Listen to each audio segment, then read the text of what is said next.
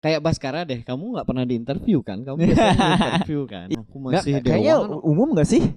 Burger Kill sama Gak tahu kayak sama aku beda jauh cok. Beda 10 tahun. orang di warnet selain nonton bokep searching YouTube buat nonton band-band yang kakak-kakak gitu.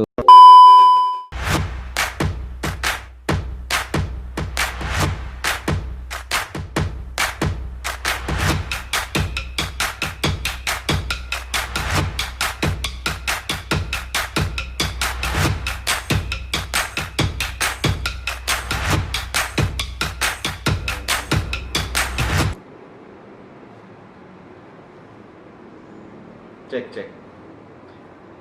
Halo, balik lagi di Trash Talk.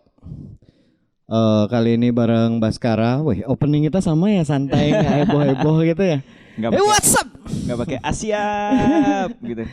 Jadi gantian nih, barusan di interview sama Baskara. Jadi Baskara ini salah satu penggiat podcast. Kamu pionir kayaknya Bas ya. Dari kapan kamu podcast? Jangan nih bilang pionir beli, nggak enak sekali loh. Banyak yang gitu. Ya. Nggak, kamu dari tahun berapa podcast? Kalau play podcast 2017. Nah, udah 3 tahun ya. Tapi itu isi loncat-loncat lagi, diam-diam lagi. Jadi 17 itu Ngumpulin mood lagi. 17 itu 17 tuh pertama kali dengerin podcast di Indonesia tuh dari Jakarta. Waktu itu sama si Adriano Colby dengerin itu Spotify udah. Belum, masih SoundCloud. Oh. Jadi dengerin Adriano Colby di podcast awal minggu. Jadi kan dia punya fans tuh. Ya. Nama fansnya kan Kolam Tai. Oh gitu. Jadi saya nih salah satu bagian dari Kolam Tai si pendengar Lord Colby, Adriano Colby. Nah, terus lihat dia punya podcast, setelah ikutin 3-4 episode berpikir, ya ini seru juga nih kalau dibawa ke Bali nih. Karena kan culture-nya belum ada. Di Bali belum ada yang mainin. Coba deh bawa deh gitu. Siapa tahu jadi media yang baru juga kan buat teman-teman. Bahwa 2017 pertama kali akhirnya bikin di SoundCloud dan itu responnya. Oh, dulu SoundCloud masih kamu ngepost ya? Jadi ada tiga podcast yang paling lama-lama banget di SoundCloud. Gitu. Cuman sejauh ini apa yang kamu kenapa kamu pengen bikin podcast? Kayak aku nanya ya nggak sejago Baskara nih. Kalau ya, Mas. Nggak apa-apa, beli santai aja. Kelihatan kan di frame ya. Kelihatan. Nggak, biar nggak kelihatan. Ini nggak diedit loh, aku males motong-motong sih. Oh gitu. Wow. Biar cepet posting terus. Kenapa akhirnya bikin podcast? Sebenarnya pertama ini karena udah nggak laku jeng MC. Enggak, beli soalnya banyak sekali ada yang perlu diangkat ya. Ya yang pertama sih emang bingung mau cari media apa. Karena udah nggak pernah MC lagi kan, tapi pengen ngomong banget. Ya udah bikin podcast. Terus yang kedua, banyak teman-teman atau orang-orang yang emang harus diangkat nih tanpa harus nunggu dia jadi besar dulu. Ya. Jadi mungkin media-media yang kita tahu, media-media besar itu udah terlalu sering nangkap sosok-sosok besar, misalnya Di Robi, Pak Dijering atau Pak Tumarmar, itu kan sudah biasa. Nah, sebenarnya di Bali ini masih ada lagi orang-orang seperti mereka yang kurang expose media. Nah, makanya kenapa saya bikin podcast, awalnya bikin itu sih. Dan juga bawa experience nonton talk show di TV itu ke podcast. Jadi orang bisa dengerin talk show seolah-olah mereka lagi nonton TV nih. Gitu sih sebenarnya. Tapi keren sih, maksudnya ada yang memakai platform ini tuh keren banget. Aku taunya tahun berapa ya kamu podcast? 2019 atau 2018 kayak? Tahun lalu. Kan emang baru tahun lalu. 2019 ya, baru di Spotify itu 2019. Baru tahu podcast itu bisa masuk Spotify tahun lalu sih. Januari awal tanggal 18 kalau nggak salah podcast episode pertama ngobrol di podcast keluar. Itu udah maksudku. Ya mungkin tujuan kita sama gitu buat iklim supaya di Bali itu kayak punya komunitas sendiri lah gitu, biar ya bukannya kita ngeblok gitu, maksudnya biar ada yang ngembangin lah di sini gitu, kayak podcast, ada YouTube juga supaya ada iklimnya sendiri lah. Jadi saya senang sekali ngelihat sebenarnya teman-teman senior teman-teman yang senior, tua, kakak dan adik-adik. Ya gimana pun bilangnya. Saya seneng lihat kakak-kakak sama adik-adik nih. Akhirnya jadi ikut merasakan si iklim media ini loh. Ya. Lewat YouTube, lewat podcast kan sekarang akhirnya banyak podcast menjamur dan banyak kakak-kakak atau teman-teman yang akhirnya bikin dan bikin media-media ngobrol-ngobrol itu juga jadi membuka lebih banyak insight jadinya Bli. Ya benar. Ya sih benar, banyak yang kayak Baskara deh. Kamu nggak pernah diinterview kan? Kamu biasanya diinterview kan? Iya. Jujur aja bingung nih nanyain soalnya. Jujur nih. 7 tahun di radio nggak pernah interview orang. Soalnya menurutku Bas tuh seorang newbie, seorang anak muda yang peduli ke sini gitu loh, peduli ke komunitas, ke iklim ini, ke lingkungan ini gitu loh. Supaya banyak anak muda yang tidak enggan untuk bicara, tidak enggan untuk nunjukin tajinya lah gitu. Maksudnya kan banyak yang kayak cang nyen sih gitu, cang lu cenik kayak gitu. Ya nggak akan ada regenerasi gitu. Kayak Bas sekarang ini juga manajerin band keren namanya White Swan. Ya, White Swan lebih keren sih daripada saya. Bandnya keren banget gitu. Dan Baskara tuh mau manajerin band yang belum jadi menurutku gitu. Karena kamu tahu bandnya ini bisa dijual, bisa dikembangkan lah gitu. Dan bisa menafkahi juga, bisa hidup lah bandnya ini. Dia tuh kecil-kecil banget kan, Bas. Rata-rata 19-20 kan umurnya. Kalau dari si berempat nih, Reza, Maha, Satria sama Sugeng, paling besar itu Reza 97. Reza 97. Maha itu 2000 kalau nggak salah. Kan. Sugeng itu 98, Satria 99. Oh, ya itu dah maksudku, banyak sebenarnya yang regenerasi itu perlu karena tidak selamanya bisa band-band itu aja yang tampil kayak gitu tuh. Ya semoga kehadiran Baskara aduh jadi malu. Berat banget ya. Iya no. Nggak, maksudnya bagus gitu loh. Aku seneng banget ada orang kayak Baskara gitu yang bisa peduli sama komunitas ini di usia yang belia. Wih, aku nggak lancar ngomong sama kamu, malu aku. Belia sih enggak ya, baru 2 udah 26 Bli. Tapi kalau dibilang kayak gitu sebenarnya karena apa ya? Mungkin karena saya benar-benar tertarik dan merasa ikut memiliki sih di skena ini. Jadi seperti merasa ini kan skenanya kita bareng-bareng nih. Kalau nggak kita yang menjaga dan menumbuh kembangkannya siapa lagi gitu. Saya berpikir kayak gitu sih. Nah, kenapa kamu manajerin band padahal kamu punya band? Dan bandmu bagus juga. Mort. Nah, jadi Baskara juga ngeband. Mort. Banyak sekali kegiatanmu ya. Bingung mau jawab apa no? Tapi kalau Mort masih sampai sekarang? Masih lagi garap album sih. Oh. Gak ribet. Aku juga pernah berpengalaman seperti kamu gitu, punya band tapi manajerin band. Capek no. Maksudnya capek lah, lelah lah gitu. Kayak gimana? Bukan membagi waktu udah umum, membagi ide. Jadi kayak ini cocokan ke bandku nih. Ini cocokan ke band White Swan nih. Untungnya jadi di Mort sama White Swan ini kan satu circle. Jadi ada 3 saya, terus basisnya si Mort sama gitarisnya Mort tuh juga jadi road manager sama jadi kru bass di White Swan. Nah, syukurnya sih itu aja ya orangnya itu aja. Jadi ya sekali lagi karena Bali ini kecil, lebih gampang lah ngaturnya. Jadi pembagian ide pun di Mort nggak saya sendiri, bisa mereka yang ngambil. Dan kalau di White Swan pun balik lagi ide kan lebih ke anak-anak dan saya lebih ke proses menjual aja. Ide itu lebih ke mereka ya. Jadi apapun yang kemarin keluar memang nggak mungkin ada porsi dari saya, cuma tidak sebesar porsinya anak-anak. Karena balik lagi kan White Swan itu ya mereka berempat. Sisanya itu adalah orang-orang di belakang mereka yang selalu support mereka. Nah, kenapa dari tahun berapa Baskara suka musik underground lah bilang? Waktu itu SD li. SD ya. SD. Apa band yang pertama kamu dengar? Ini kayak umum lokal sih. Tetep ya? Burger Kill sih. Oh Burger Kill tetap ya.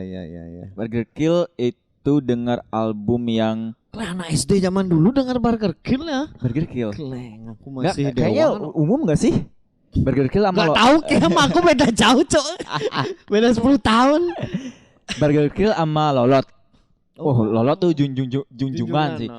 Burger Kill, Lolot, Nano Biru. Oh, kamu berduda.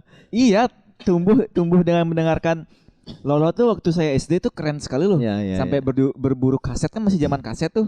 Ke Distara terus bela-belain diantar sama orang tua biar bisa ke Distara nih beli kasetnya Lolot, beli kasetnya Nano Biru gitu. Ulang tahun bisa minta hadiah kaset Nano Biru. Iya. Enggak baju bola 8. Enggak.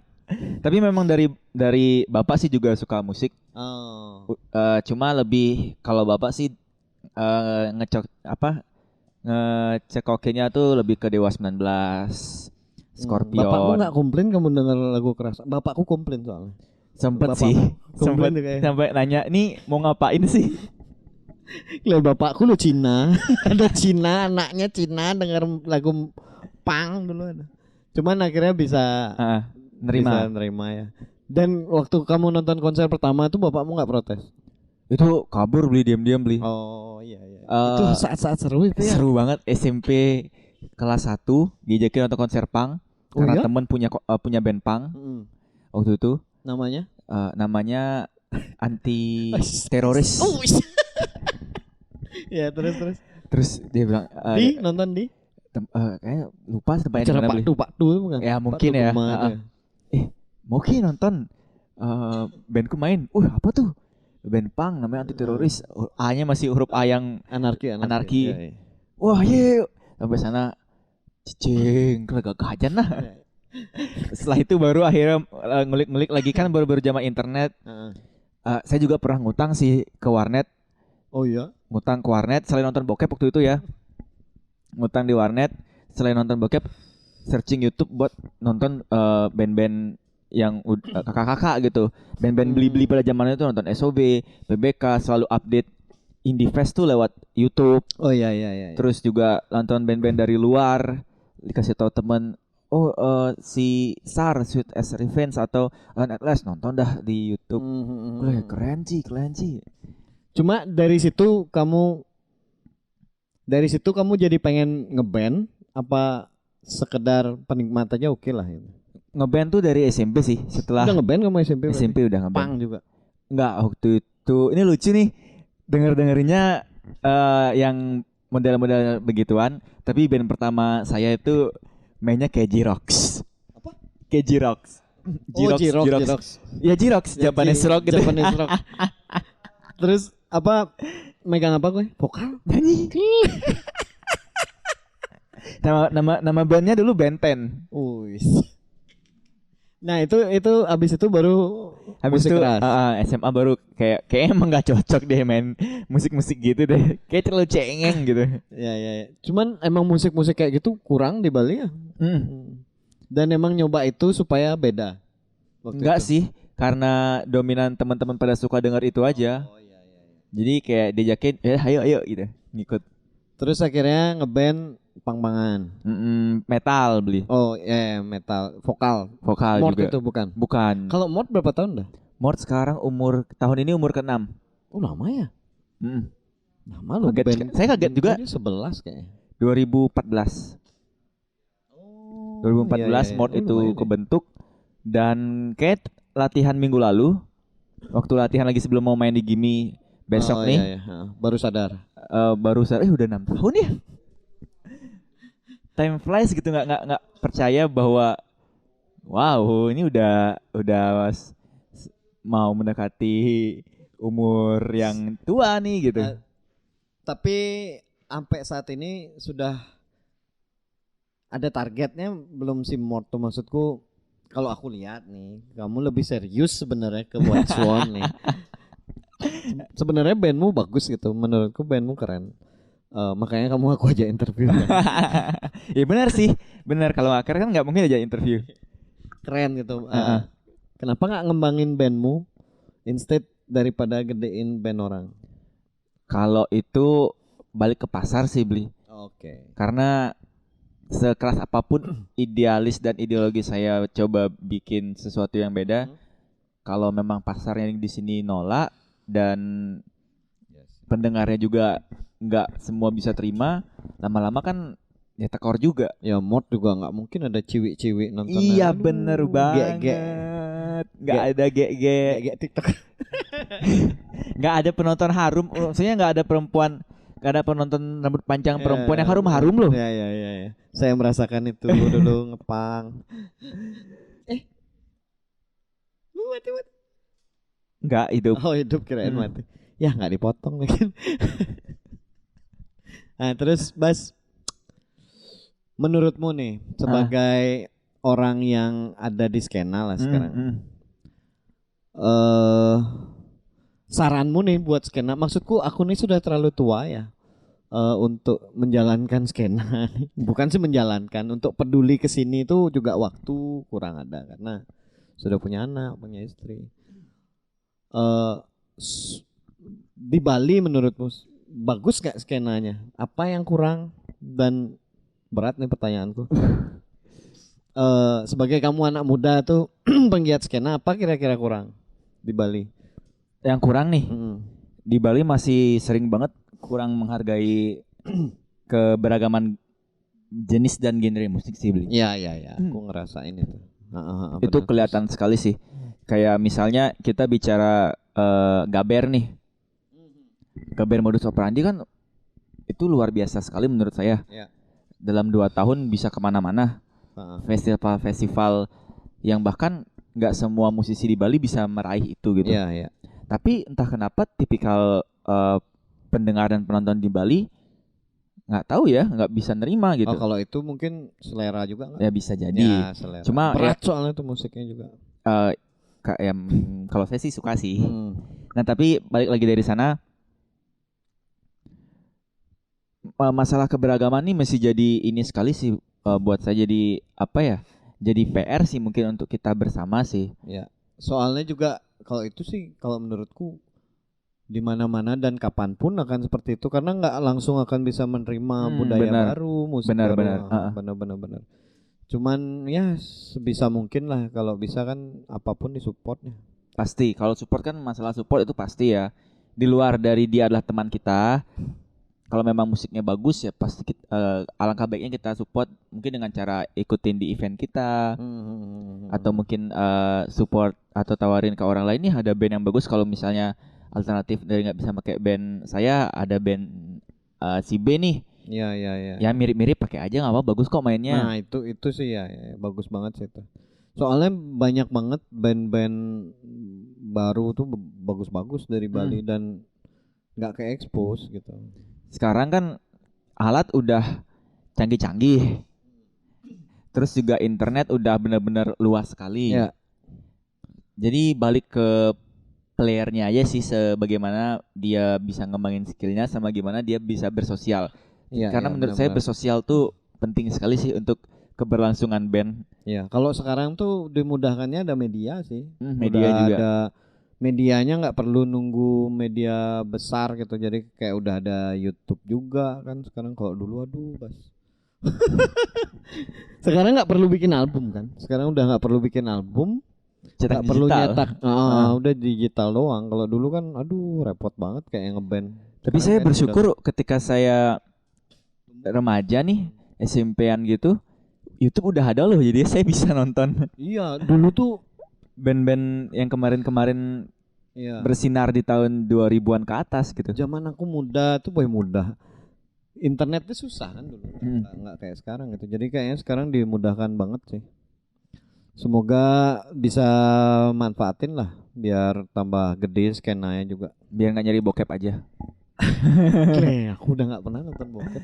Nggak, maksudnya anak-anak yang di bawah. Emang Bas nggak Bang? Iyalah. Apalagi nih ya, udah 19 menit. Bas mau latihan ya?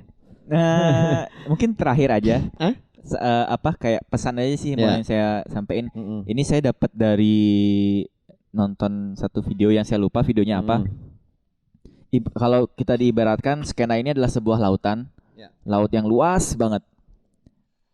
Sebagai seorang pelaku, kita adalah seorang nelayan nih. Sebagai seorang nelayan, kita nggak bisa menjaring semua ikan yang ada di laut. Jadi bagaimana supaya lautan ini bisa benar-benar diekspos semua, ya kita harus berbagi sesama biar nelayan yang lain. Semuanya biar bareng. Jadi biar bisa hidup dari lautan yang sama, ya harus berbagi dengan nelayan juga. Kalau memang ukuran jaring kita 10 kali 10, ya udah segitu ikan yang bisa kita dapat. Benar. Kalau kita mau memperbanyak jumlah ikan, ya kita harus meluaskan jaring kita. Jadi kalau menurut saya jangan serakah lah. Kalau bisa rame-rame lah dikerjain skena ini ya. Bener. Ya sama, di podcastku ngomong itu juga tadi bangsa. Ya kalau bisa, ya memang sih ada kayak umurku sama Baskara jauh beda. Senioritas tuh ada pasti. Bener. Cuman kalau bisa untuk ngembangin ya tanggalkan ego, terus kita bareng-bareng lah gedein skena. Nggak bisa hidup sendiri pasti. Iya bener banget. Ya kan manusia makhluk sosial beli. Ya semuanya juga kayak gitu sih. Ya thank you Bas ya. Thank you. Aku bingung mau nanya apa. Oke, thank you. Bye.